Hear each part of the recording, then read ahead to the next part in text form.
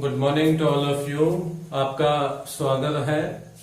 आज हम डिफरेंशिएशन यानी कि जो डेरिवेटिव होता है उस चैप्टर के ऊपर आगे कड़ी को बढ़ाते हुए चलते हैं।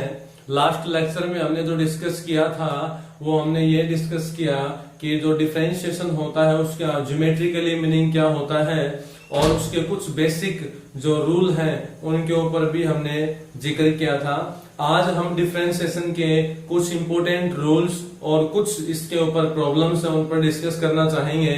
जैसे कि हमारा प्रोडक्ट रूल आता है या किसी कांस्टेंट की मल्टीप्लाई किसी वेरिएबल के साथ आती है तो हम वहां पे इस तरह के कुछ रूल्स के बारे में जिक्र करेंगे। जैसे कि हमें डेरिवेटिव करना हो, कोई कांस्टेंट वैल्यू है और उसकी मल्टीप्लिकेशन fx के साथ होती है और फिर हमें इसका अगर डेरिवेटिव करना हो विद रिस्पेक्ट टू x, ठीक है, कोई भी हमारे पास कांस्टेंट है उसकी मल्टीप्लिकेशन fx के साथ हुई हो यानी कांस्टेंट टर्म की मल्टीप्लाई वेरिएबल के साथ होती है तो हम डेरिवेटिव कैसे कर पाते हैं ये ध्यान रखिए। कांस्टेंट की मल्टीप्लिकेशन वेरिएबल के साथ, फॉर एग्जांपल जैसे आपके पास आ जाए 5 मल्टीप्लाई बाई एक्स स्क्वायर या 2 मल्टीप्लाई बाई एक्स आ जाए तो इस तरह का अगर फॉर्मेट हमें मिलता हो तो हम कैसे कर पाएंगे डेरिवेटिव। 6 इंटू में 2x प्लस में 9 आ जाए। कहने का मतलब ये हुआ यहाँ पे कि 6 तो हो गया हमारा कांस्टेंट और 2x प्लस 9 हो गया हमारे पास कोई भी fx। तो इस तरह का जब भी फॉर्मेट आता है तो उसका हम डेरिवेटिव किस तरह कर पाते हैं उसके लिए ये फॉर्मूला आपका पास है, यानी कांस्टेंट आपका एज इट इज रहेगा और हमें इनटू करके derivative with respect to x of fx करना होगा। ये हमारा यहाँ पे इस रूल को लिखा जाता है, इस रूल को ये कहा जाता है कि कांस्टेंट आपका एज इट इज रहेगा और डिफरेंशिएट ऑफ fx हो जाएगा। जो आपको fx दिया हुआ है इसका डेरिवेटिव हो जाएगा x के रिस्पेक्ट में, अगर y के रिस्पेक्ट में करना हो तो y के रिस्पेक्ट में लिखा जाएगा और कांस्टेंट एज इट इज रहेगा। इसके अलावा जैसे हमारे पास ये तो किसी कांस्टेंट की वेरिएबल से मल्टीप्लिकेशन हो तब हम इस तरह कर पाते हैं, लेकिन जब हमारे पास दोनों ही वेरिएबल की टर्म दी हुई हो d अपॉन dx यानी differentiate with respect to x of fx multiply by gx, यानी कि हम इसको प्रोडक्ट रूल के नाम से भी जानते हैं। प्रोडक्ट रूल बोलते हैं इसको, that is a product rule.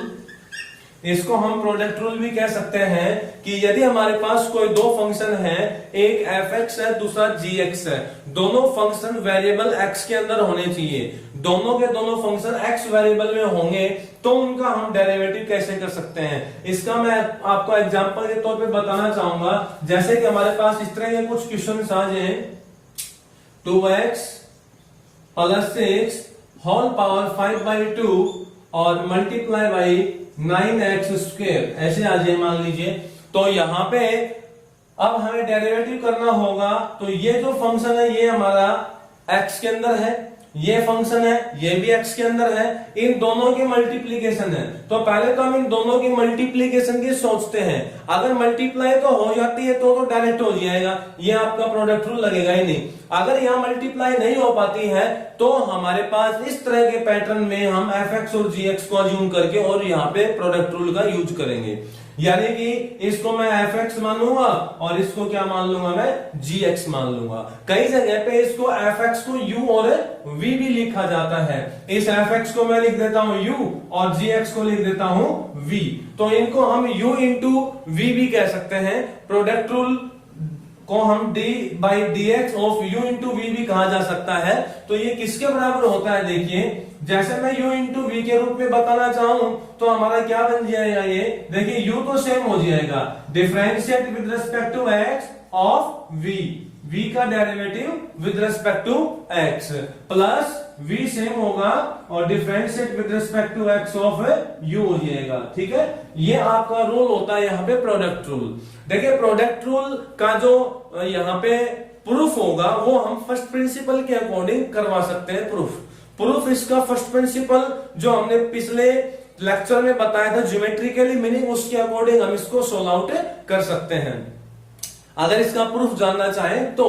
Otherwise हम यहाँ पे डायरेक्ट नियम याद रखें, क्योंकि ये हमारे पास डायरेक्ट फॉर्मूला यूज होगा क्वेश्चंस के अंदर। तो प्रोडक्ट रूल बोलते हैं इसको, fx इंटू जी एक्स कह दीजिए या u इंटू वी कह दीजिए। इसका एक्सटेंशन नियम और भी है कि अगर आपके पास तीन फंक्शन इस तरह से मल्टीप्लीकेशन में आ जाते हो, तीन फंक्शन, जैसे मैं लिख देता हूं तीन फंक्शन x गुना में आ जाए tan x और गुना में आ जाए sin x, इस तरह से आ जाए, तो यहाँ पे तीन फंक्शन होगी, ये sin x है, ये tan x है, ये x है, तीनों में वेरिएबल आपके पास x आया हुआ है, तो यहाँ पे आपको प्रोडक्ट रूल ही लगाना होगा। लेकिन प्रोडक्ट रूल का यहाँ पे एक्सटेंशन रूल लगेगा u into V into W, u into V into W, यानी कि आपका यहाँ पे नियम होगा derivative with respect to x of u into V into और w। यहाँ पे इस फॉर्मूले को हमें कैसे डिराइव करना होगा, ये भी आपका उसी फर्स्ट प्रिंसिपल के अकॉर्डिंग होगा। और ये फॉर्मूला होता क्या, देखिए इसमें आपके पास तीन वैल्यूज हैं u, v और w। यहाँ पे तीनों की तीनों होंगी वो x के फॉर्मेट में हमें मिलेंगी, यानी these are in forms of x, variable x के रूप में मिलेंगी। तो यहाँ पे क्या आपको नियम याद रखना होगा कि तीनों टर्म्स में से किन्हीं दोनों को सेम रखिए और तीसरी जो टर्म होती है उसका हमें डेरिवेटिव करना होगा, यानी कि u और v को जैसे हम एज इट इज रख देते हैं, derivative with respect to x of w हो जाएगा। इसके बाद में प्लस, फिर हम यहाँ पे v और w को सेम रखेंगे, v और w same, derivative with respect to x of u हो जाएगा। इसके बाद हमारे पास u और w को सेम रखा जाएगा, जो बच जाता है उसी को सेम रख दीजिए, d upon dx of w हो जाएगा। कहने का मतलब ये हुआ कि हमें यहाँ पे किन्हीं दो टर्मों को सेम रखना है, बची हुई तीसरी टर्म का डेरिवेटिव करना होगा। ऐसा ही आगे हमारे पास चलता रहेगा, तीनों पार्ट्स में इसी तरह रहेगा, ठीक है। तो ये आपका u, v और w का रूल होता है, ये कहीं कहीं पे अप्लाई होता है, मोस्टली ज्यादातर हमें प्रोडक्ट रूल के बारे में इसी को यूज करना पड़ता है u इंटू वी के रूप में, ठीक है। इसके बाद हमारा इंपॉर्टेंट रूल आता है क्वोशेंट रूल। क्वोशेंट रूल क्या होता है कि वहां पे हमें कोई इस तरह का क्वेश्चन दिया हुआ हो कि भिन्न में हमें मिलता हो, फ्रैक्शन में मिलता हो, यानी कि derivative with respect to x of fx upon gx, इस फॉर्म में हमें क्वेश्चन मिलता हो और यहाँ पे जो gx होता है वो नॉट इक्वल टू 0 होता है, gx की वैल्यू होती है वो नॉट इक्वल टू 0 हो। और इस तरह का फंक्शन जब आपको मिले तो वहां पे हमें क्वोशेंट रूल अप्लाई करना पड़ेगा, यानी क्वोशेंट रूल का मतलब आप इसको ये भी कह सकते हो कि derivative with respect to x of u upon v, u upon v भी कह सकते हैं। ये न्यूमरेटर जो होता है इसको हम u के रूप में लिखेंगे, डिनोमिनेटर को हम क्या लिखेंगे, v के रूप में लिखेंगे, ठीक है। Differentiate with respect to x of u upon v, u means होता है न्यूमरेटर और v मींस होता है डिनोमिनेटर। क्वोशेंट रूल के अंदर u और v आपके फिक्स होते हैं, जबकि जो प्रोडक्ट रूल होता है यहाँ पे, प्रोडक्ट रूल में आप u और v है वो आपस में इंटरचेंज भी कर सकते हैं। कहने का मतलब ये हुआ आप इसको v और इसको u भी मान सकते हो, u और v यहाँ पे कोई भी आप अज्यूम कर सकते हो, पहले को u मान लीजिए दूसरे को v, या पहले को v मान लीजिए दूसरे को u मान लीजिए, आपस में एक दूसरे से नाम भी चेंज कर सकते हैं प्रोडक्ट रूल में। क्वोशेंट रूल में ऐसा नहीं करना है, क्वोशेंट रूल में आपको न्यूमरेटर को u अज्यूम करना है हमेशा और डिनोमिनेटर को हमेशा v अज्यूम करना होता है। तो इसका क्या रूल होता है, देखिए प्रोडक्ट रूल हमने बताया, क्वोशेंट रूल ये होता है कि जो आपका डिनोमिनेटर होता है, क्वोशेंट रूल देखिए मैं आपको बताना चाहूंगा, जो आपका डिनोमिनेटर होगा, डिनोमिनेटर का मतलब v यानी gx, इसका आपको स्क्वायर कर देना है, v का स्क्वायर कर देना है यहाँ पे डिनोमिनेटर में v का स्क्वायर कर देना है। अब यहाँ पे देखिए जो आपने v का स्क्वायर किया है तो v को सेम लिखो, derivative with respect to x of u minus, अब u same derivative with respect to x of v, ये आपका यहाँ पे फॉर्मूला अप्लाई होगा। जो आपने यहाँ डिनोमिनेटर में स्क्वायर में लिखा है, जिसका आपने स्क्वायर किया है यानी v का स्क्वायर किया है, तो v यहाँ पे सेम अब बच गया आपके पास u, अल्टरनेटली u है तो u का derivative minus u same alternately v का डेरिवेटिव हो जाएगा। ये आपका क्वोशिएंट रूल होता है, यानी fx अपॉन में gx का रूल होता है। gx है वो नॉट इक्वल टू 0 है तो यहां पे आपका v है वो नॉट इक्वल टू 0 हो जाएगा, यानी v की जो वैल्यू है वो 0 नहीं होगी। इसमें एक बात को हमें ध्यान रखना है, fx और gx में दोनों के दोनों टर्म्स हैं वो x वेरिएबल में होनी बहुत ही जरूरी है। ठीक है, तो ये आपका डिफरेंशिएशन में अलजेब्रिक रूप में हमारे पास आता है। इसके बाद हम आगे बढ़ेंगे तो ट्रिग्नोमेट्रिकल रूप में भी आएगा। ट्रिग्नोमेट्रिक रेशियोज का हम डेरिवेटिव किस तरह कर पाते हैं, क्या क्या होता है, तो ये अलजेब्रिक रूप में है। हमें ये फॉर्मूले हैं ये अच्छी तरह याद करने हैं, कंठस्थ में याद होने चाहिए। कौन कौन से फॉर्मूले बताए हैं मैंने, एक प्रोडक्ट रूल बताया है, प्रोडक्ट रूल का एक्सटेंशन बताया है, क्वोशिएंट रूल बताया है। ठीक है, और ये आपका एक सिंपल रूल है, किसी कांस्टेंट की मल्टीप्लाई अगर वेरिएबल की टर्म के साथ हो तो हमें किस तरह डेरिवेटिव करना होगा। कांस्टेंट को सेम रखना है, कांस्टेंट का वहां डेरिवेटिव 0 नहीं लिखना है, ये ध्यान रखें। कभी भी अगर आपको इस तरह से अगर इसके बजाय ऐसे मिल जाए कांस्टेंट के अगर डिवाइड में मिल जाए आपको fx और फिर इसका डेरिवेटिव करना हो तो ये रूल मैं आपको पहले भी बता चुका हूं, ये रूल मैं पहले बता चुका हूं। अगर किसी कांस्टेंट के अपॉन में आपके पास वेरिएबल की टर्म आती है तो उसका डेरिवेटिव करने के लिए पहले आप उस वेरिएबल वाले टर्म को उठा के ऊपर ले जाए न्यूमरेटर में और फिर उसकी जो पावर है उसको आगे लेके आए और फिर उसका डेरिवेटिव करेंगे हम। वहां पर फिर आपको फॉर्मूला यूज करना होगा derivative with respect to x of x to the power n का, और ये होता है n into x to the power n minus 1। फिर आपको ये फॉर्मूला यूज करना होगा, यानी कि जैसे इसको करना हो तो कैसे करेंगे, c मल्टीप्लाई बाई ये fx है ना, तो fx की पावर आपके पास क्या हो जाएगी, यहाँ -1 हो जाएगी। यानी जो ये भी आपको कोई भी ये फंक्शन आपको दिया हुआ है fx आपको कोई भी फंक्शन दिया हुआ है, इसको यहां से उठा के ऊपर ले जाओ c के साथ मल्टीप्लाई में। अब ये c तो सेम रहेगा, कांस्टेंट एज इट इज रहेगा, मल्टीप्लाई में है, और इसके बाद में इसका आपको डेरिवेटिव करना तो -1 को आगे ले आओ, -1 आगे आ जाएगा गुणा में। अब यहाँ पे जो पावर है इसमें से 1 कम कर दो, -1 में से 1 कम करेंगे तो -1 हो गया गुणा में। अब इस fx का करेंगे तो f डैश x हो जाएगा और x का आपका 1 हो जाएगा यहाँ पे। इस तरह से आपको डेरिवेटिव करना होगा। अगर आपने इस फॉर्मेट में दिया हुआ कांस्टेंट अपॉन fx, कांस्टेंट गुणा fx है तो कांस्टेंट तो सेम और fx का डेरिवेटिव इसी रूल से हो जाएगा, इस रूल से होगा fx का डेरिवेटिव। वो fx पे भी डिपेंड करेगा कि fx क्या दिया हुआ है। तो ये बेसिक जो रूल्स हैं इनको हमें ध्यान में रखना है और एक्सरसाइज का एक एक क्वेश्चन हमें अच्छी तरह से सोल्व करना है। जितना हम सोल्व करेंगे उतनी हमारी प्रैक्टिस अच्छी बनेगी।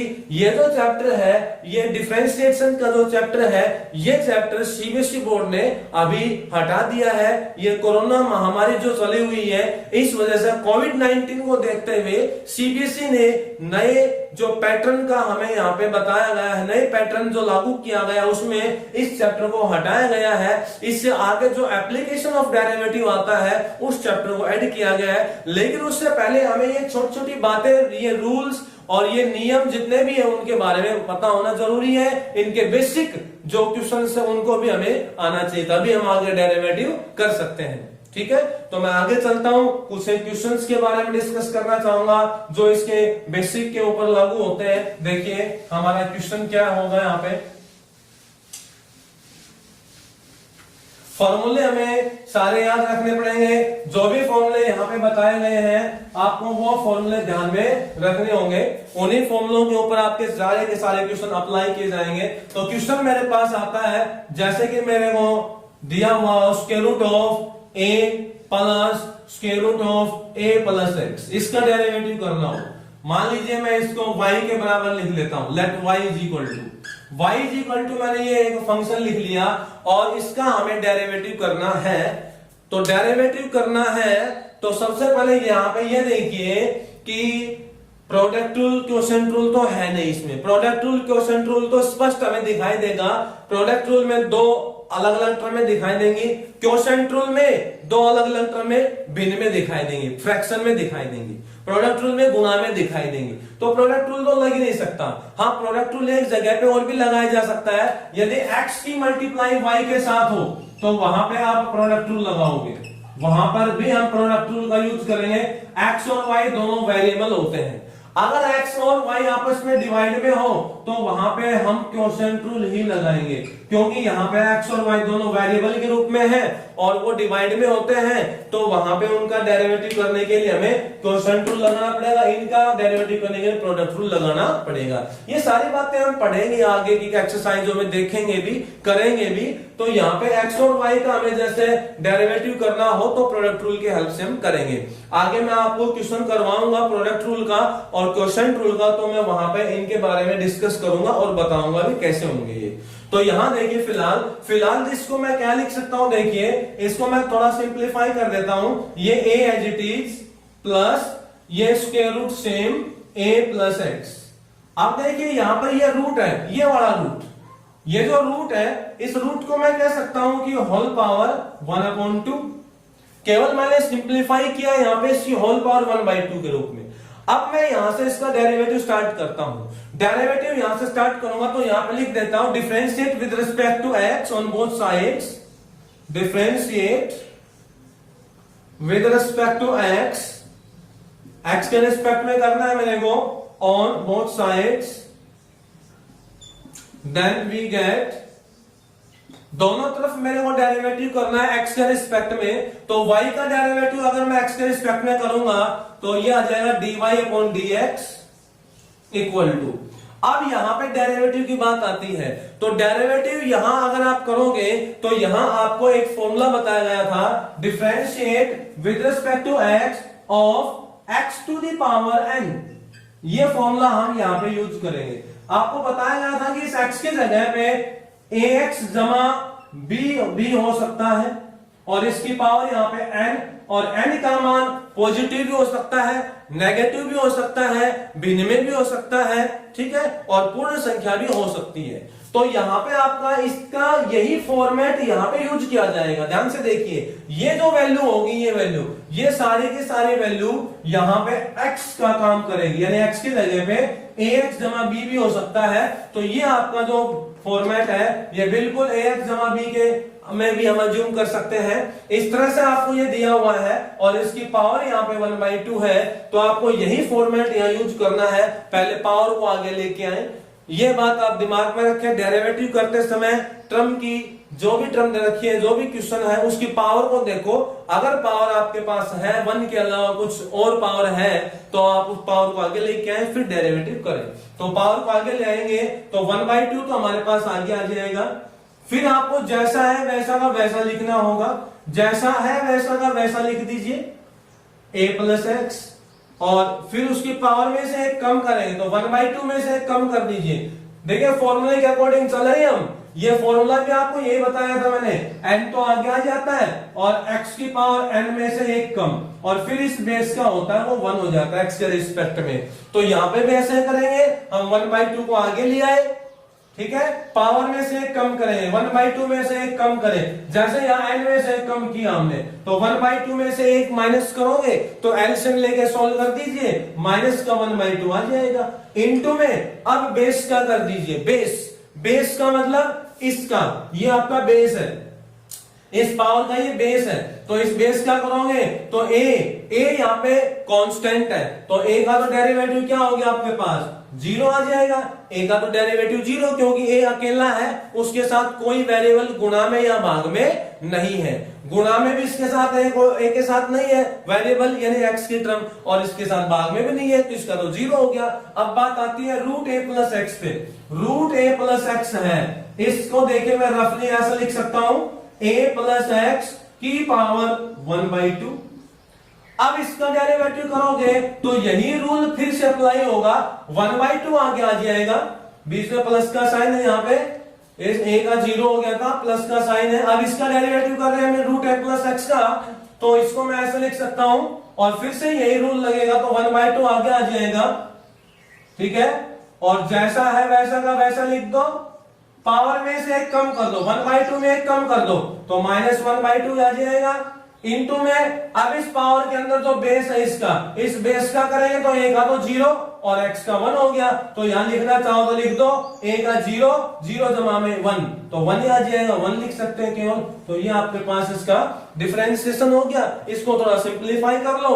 सिंप्लीफाई कैसे करेंगे देखिए, आपके पास ये 1/2 तो एज इट इज रहेगा और ये आ जाएगा a प्लस में square root of a plus x whole power 1/2, minus का है तो माइनस की पावर को आप प्लस की पावर भी बना सकते हैं।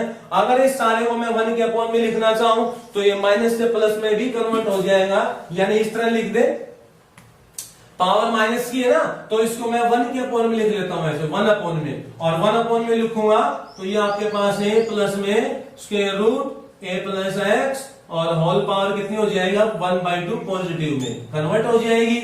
इसी तरह यहां देखिए ये 0 प्लस ये तो हट गया 0 प्लस, तो आपके पास बच गया 1/2 और यहां पे भी पावर माइनस की है, इसको भी प्लस की बना दो तो a plus x whole power positive यानी 1/2।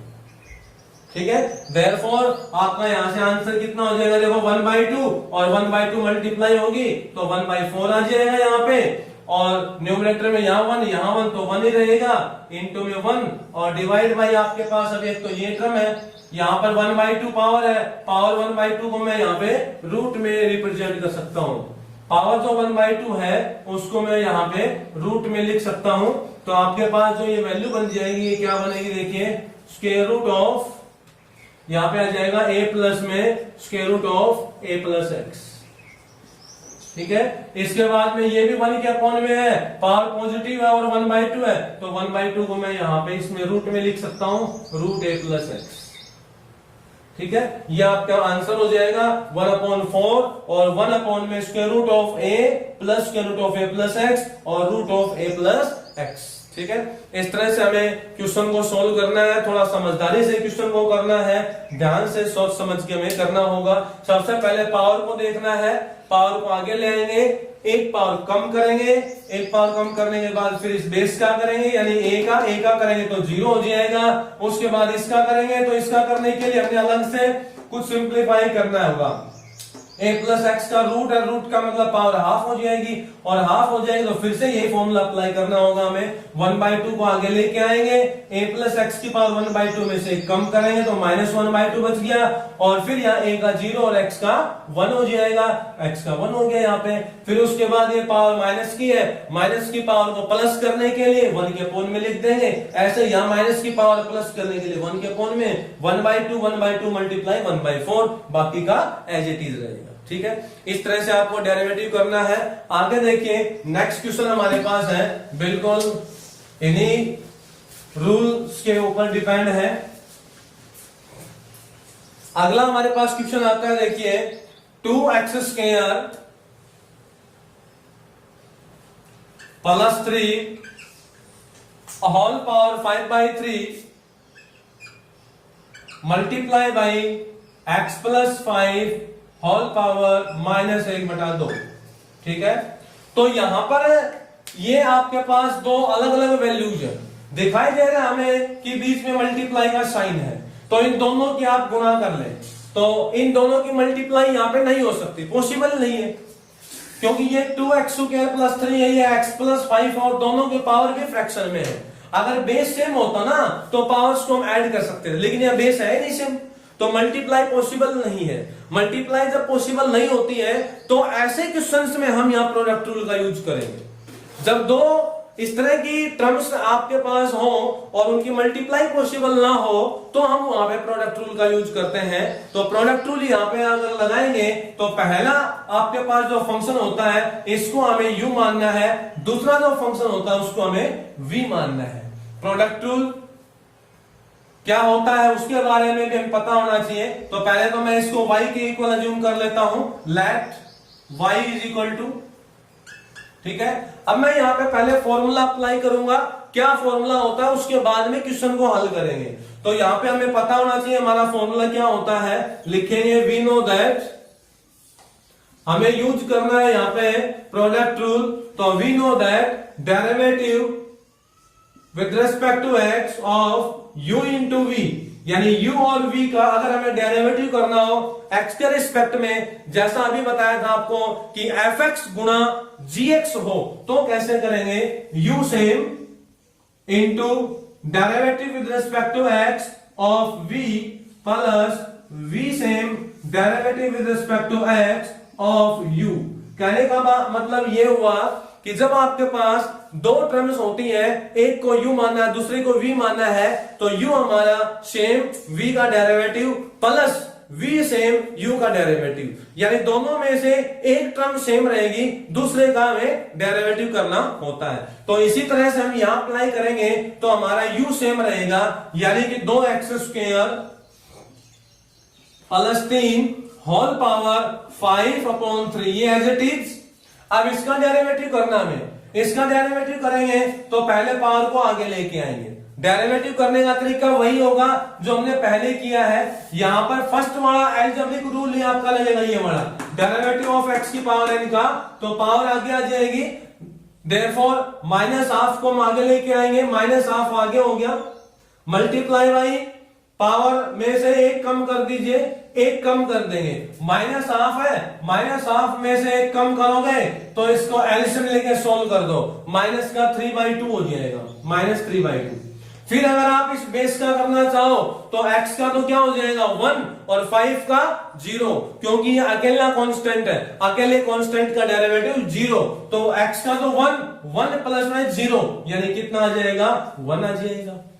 दोबारा देखिए, ये आपका u सेम और v का डेरिवेटिव करेंगे तो माइनस का 1/2 एज इट इज, फिर इसकी जो पावर है उसमें से एक कम करके लिखेंगे, फॉर्मूले के अकॉर्डिंग चल रहे हैं भाई, n में से एक कम किया गया है, तो यहाँ पे माइनस का 1/2 है, इसमें से एक कम करेंगे तो माइनस का 3/2 हो जाएगा, और फिर बेस का करेंगे तो x का तो 1 हो जाएगा, 5 का हो जाएगा 0, प्लस अब आगे है v as it is, v का मतलब ये वाली term same, x plus 5 whole power -1/2, ये एज इट इज। अब डेरिवेटिव इसका करना, अब की बात हमें अब डेरिवेटिव करना है इसका, तो इसका तरीका भी वही है, यही फॉर्मूला लगेगा अलजेब्रिक का, x की पावर n वाला ही, इसका डेरिवेटिव करेंगे तो इसमें पावर कितनी है 5/3, तो 5/3 को आगे ले आओ, 5/3 पावर इसको आगे ले आएंगे, इनटू में आपके पास है 2x² + 3, तो ये एज इट इज लिखो यहाँ पे 2x² + 3, इसकी पावर है 5/3, पावर में से कम करके लिखना होगा हमें, तो 5/3 में से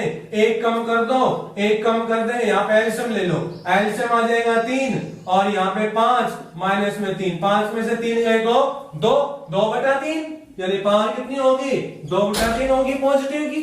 अब इसके बाद में बेस का और कर देंगे, बेस का करेंगे डेरिवेटिव, यानी इस पावर को तो हमने आगे लिया है, पावर का तो हो गया सॉल्यूशन, पावर को आगे लिया है, एक पावर कम करके लिख दी, अब बेस का मतलब इसका करेंगे, इसका करते हैं तो 2 गुना में x²। अब यहां अभी हमने फॉर्मूला बताया था एक, कभी भी किसी कांस्टेंट के साथ अगर fx मल्टीप्लाई में हो तो कांस्टेंट तो एज इट इज रह जाता है, डेरिवेटिव करते समय केवल गुना में और fx का ही डेरिवेटिव होता है, केवल fx का ही डेरिवेटिव है। अगर हमें इसका डेरिवेटिव करना हो x के रिस्पेक्ट में तो कांस्टेंट एज इट इज, तो यहाँ पे 2 तो एज इट इज रहेगा, x² का डेरिवेटिव होगा तो 2 तो एज इट इज रहेगा, मल्टीप्लाई करके 2 एज इट इज, और x² का कर देंगे 2x, x² का डेरिवेटिव भी इसी फॉर्मूले से होगा, पावर को आगे लेके आएंगे, 2 आगे आ जाएगी, फिर एक पावर कम हो जाएगी, तो 2x बन जाएगा x² का 2x। ध्यान से देखिए, ये वाला 2 है, ये एज इट इज ये है, और x² का डेरिवेटिव 2x, ठीक है, 3 का क्या हो गया 0, तो वो लिखने की जरूरत नहीं है। कभी भी आपको बेस का डेरिवेटिव करना हो तो वो मल्टीप्लाई करके लिखना होगा, ये ध्यान रखिए। जैसे यहां हमने पावर को आगे लेके आए थे, इसकी पावर एक कम करके लिखी, और अब बेस का करना है, इस पावर के अंदर जो ये बेस है इसका तो मल्टीप्लाई करके और फिर आगे करना होगा, ठीक है। ये 2 ये वाला 2 सेम, x² का डेरिवेटिव 2x प्लस 3 का 0, तो 0 लिखने की जरूरत नहीं है, इसको थोड़ा सा सिंप्लीफाई कर दें, सिंप्लीफाई करने के बाद इसको आप आंसर इसका मैच कर सकते हैं। तो सिंप्लीफाई कैसे करेंगे देखिए, यहाँ 2x² + 3 की पावर 5/3 है, यहाँ 2x² + 3 की पावर 2/3 है, तो इन दोनों में से हो सकता है कुछ पावर कॉमन आपको मिल रही हो। यहाँ पे 2x² + 3 है, पावर 2/3, यहाँ 2x² + 3 की पावर 5/3, यानी कि पावर आप यहाँ 5/3 देख रहे हो, यहाँ पावर 2/3 है, तो जो छोटी पावर होती है वो आपके पास कॉमन आती है। तो छोटी पावर है यहाँ पे 2x² + 3 की पावर 2/3, तो कॉमन ले लीजिए, यहां से कॉमन मिल रहा है हमें, तो कॉमन हम ले लेते हैं 2x² + 3 होल पावर 2/3। हमने 2/3 पावर को कॉमन लिया है। और कुछ कॉमन है तो देख सकते हो, यहाँ पे x + 5 की पावर -3/2 और यहाँ पे x + 5 की पावर -1/2, तो ये भी कॉमन आ जाएगा। यहाँ पे x + 5 की पावर -1/2 और ये -3/2, तो -1/2 कॉमन हो जाएगी पावर, क्योंकि ये तो माइनस का डेढ़ हो गया, माइनस का डेढ़ और ये माइनस का हाफ, तो माइनस का हाफ कॉमन ले लेते हैं। अब पीछे क्या बच गया हमारे पास, देखो यहां पर 5/3 पावर थी, 2/3 हमने कॉमन ले ली, तो कितनी पावर बच गई, देखो 5/3 में से 2/3 घटा दो, एलसीएम लेके सोल्व करोगे तो 3/3 यानी कि 1 पावर बच जाएगी। इसका मतलब आपके पास आ जाएगा 2x² = 3 और इसकी पावर 1, ये बच जाएगा आपके पास। ठीक है, ये -1/2 है, ये भी रहेगा यहाँ पे सेम, तो -1/2 भी बच जाएगा। इसके बाद यहाँ x जमा 5 की पावर -3/2 है, हमने कॉमन कितनी ली थी, माइनस का हाफ, ये कितनी है माइनस का डेढ़ है, और हमने कॉमन कितनी ली है माइनस का हाफ, तो बच गई कितनी माइनस का 1 बच गया। माइनस का डेढ़ है, हमने माइनस का हाफ बाहर कर दिया तो माइनस का 1 बच जाएगा हमारे पास, तो ये आपके पास बच गया x जमा 5 और इसकी पावर -1 प्लस। अब आगे वाले टर्म पे आ जाओ, यहाँ ये आपने पूरा का पूरा कॉमन लिया है, 5/3 आ गया यहां से आपके पास बचा हुआ, और ये भी पूरा का पूरा कॉमन लिया है, यहां बच गया 2 दूना 4x। ठीक है, ये आपके पास सॉल्यूशन हो गया। इसके आगे भी आप इसको बढ़ा सकते हो, कैसे बढ़ाओगे, यहां पे देखिए ये पावर माइनस की है तो इसको प्लस का बढ़ा दीजिए, यानी कि ये x जमा 5 की पावर -1 है, इसको आप ऐसे लिख दीजिए 1 के अपॉन में लिख दीजिए, 1 के अपॉन में लिखोगे तो ये x जमा 5 की पावर +1 हो जाएगी। अब आप इनका एलसीएम ले सकते हो, और एलसीएम लोगे तो क्या आ जाएगा, देखो ये 2x जमा 5 आ जाएगा यहां से, और यहां पर 3 है आपके पास, तो 3 दूने 6 और x जमा 5। तो अगले एक स्टेप और बढ़ा सकते हैं हम, अगले एक स्टेप में और लिख सकते हैं, इसका एलसीएम लेके हम इसको और भी ज्यादा सोल्व आउट कर सकते हैं। और एलसीएम आपका कितना आ जाएगा, देखिए यहाँ पे मैं कर देता हूं सोल्व, तो एलसीएम हमारे पास आ जाएगा 3 दूना 6 हो जाएगा और x जमा 5 आ जाएगा, ये आपका एलसीएम हो गया इसमें। अब देखिए x जमा 5 कैंसिल हो गया, अब ये यहाँ पे डिवाइड में 2 है, तो 2 को बाहर देंगे 6 से तो 3 बच गया, 3 की गुणा यहाँ कर देंगे, 3 दूना 6x² हो जाएगा और 3 तिया 9 हो जाएगा। ये माइनस का है ना, तो ये माइनस का इसके आगे लग जाएगा। ठीक है, प्लस अब 3 से यहां पे करते तो 2 बच गया, तो 2 की गुणा भी होगी यहाँ पे, और x जमा 5 की भी गुणा होगी यहाँ पे, तो 2 की करेंगे तो 5 दूने 10, 10 की 4 से होगी तो 40x, और ये x जमा 5 भी देगा मल्टीप्लाई में। ध्यान से देख सकते हो, दोबारा से केवल यहाँ पे डिवाइड में 3 है, तो 3 से जब इसको भाग करेंगे तो आपके पास ये 2 पे कटेगा, तो 2 बच गया और x जमा 5 बच गया, 2 और x जमा 5 की यहाँ गुणा होगी, तो 2 की गुणा करेंगे तो 5 दूने 10, 10 की 4 से करेंगे 40, और ये x और x जमा 5 की सीधी x जमा 5 होगी। ये आपके पास इसका सॉल्यूशन है, बाकी की टर्म ये दोनों एज इट इज रहेंगी। आगे आप इतना जरूर कर सकते हो, इस माइनस को अंदर ले जा सकते हो और प्लस 40x के अंदर गुणा कर सकते हैं, तो वो आपका क्या आ जाएगा, आंसर आ जाएगा। तो ये हमारा आंसर हो जाएगा। इस तरह से सोल्व कर सकते हैं, इसको थोड़ा सा और भी सोल्व कर सकते हैं, वो आपका आंसर होगा। ये हमारा प्रोडक्ट रूल का नियम था। प्रोडक्ट रूल के अकॉर्डिंग बस हमें फॉर्मूले को ध्यान रखना है और क्वेश्चन को सोल्व करना है। फॉर्मूला आपको ज्यादा रटना नहीं है, आपके पास दो टर्म होंगी, एक को u मानना है, दूसरे को v मानना है, और डेरिवेटिव करते समय एक सेम दूसरे का डेरिवेटिव प्लस अब दूसरी सेम लिख दो, पहले का कर दीजिए डेरिवेटिव, जिसका नहीं हुआ है उसका आगे हो जाएगा डेरिवेटिव। ये आपका रूल होता है इसमें। प्रोडक्ट रूल में हाँ मैंने एक जिक्र और किया था, जब आपके पास x और y दोनों गुणा में आ जाए तो प्रोडक्ट रूल को हम कैसे यूज कर पाते हैं, ये भी हमें छोटी सी बात को ध्यान में रखना है। x और y दोनों ही वेरिएबल होते हैं, और दोनों वेरिएबल्स अगर आपके पास मल्टीप्लाई में हो तो हम इनका कैसे सॉल्यूशन कर पाते हैं। x और y अगर गुणा में आ जाए, x और y अगर गुणा में आ जाए और हमें इनका डेरिवेटिव करना हो विद रिस्पेक्ट टू x तो कैसे करेंगे? तरीका वही रहेगा, एक टर्म है पहली टर्म, उसको आप u मान लीजिए, पहली टर्म को u, दूसरी टर्म को हम मानते हैं v, या आप इनको अलग अलग भी मान सकते हो, कोई दिक्कत नहीं है। तो u सेम यानी x same, derivative with respect to x of v, v का मतलब y, ये फॉर्मूला हम यहां बता चुके हैं। u सेम, u का मतलब x, x as it is, v का डेरिवेटिव तो v का मतलब y का, y का डेरिवेटिव किसके रिस्पेक्ट में? x के रिस्पेक्ट में, तो d बाई डी एक्स किसका? y का हो गया, plus v as it is, v का मतलब y सेम, और derivative with respect to x, derivative with respect to x किसके? u का, u का मतलब x का, तो x के रिस्पेक्ट में x का डेरिवेटिव तो क्या हो जाएगा? ये तो 1 हो जाएगा, यहां से x का डेरिवेटिव x के रिस्पेक्ट में, तो आपके पास क्या बचेगा आंसर? x बच गया, गुणा में dy बाई dx हो गया, और प्लस में y, तो ये हमारे पास डेरिवेटिव हो जाएगा x गुणा में y का विद रिस्पेक्ट टू x। अगर विद रिस्पेक्ट टू y निकालना हो तो आपको यहाँ dx की जगह पे dy करना होगा, और dy करोगे तो फिर ये एक आ जाएगा और ये dx बाई dy हो जाएगा, अगर y के रिस्पेक्ट में करना हो तो। ठीक है, तो ये आपका प्रोडक्ट रूल था, इसके ऊपर कुछ बेसिक आपके क्वेश्चन थे।